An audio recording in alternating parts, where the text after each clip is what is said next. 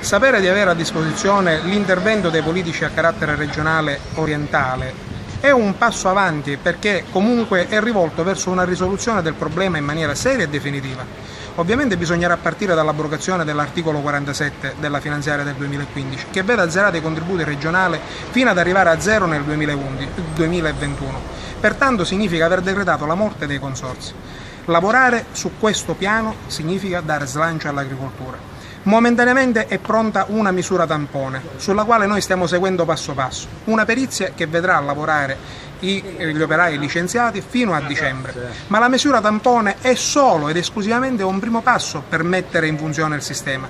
In modo da poter rilanciare l'agricoltura e l'economia regionale sarà necessario, una volta per tutte, far lavorare il personale per tutto l'anno. Chiamiamolo anno solare, è un sistema per noi idoneo affinché possiamo prestare il servizio necessario di manutenzione ed irrigazione.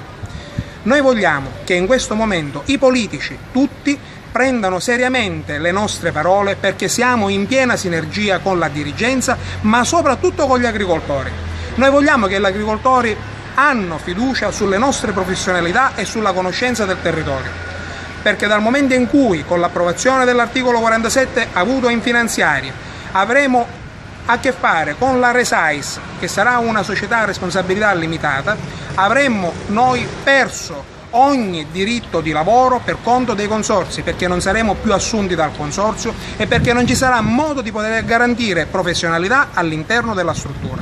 Non solo, la Resais è un progetto a breve termine che vedrà finire il lavoro di tutti gli operai entro 5 anni.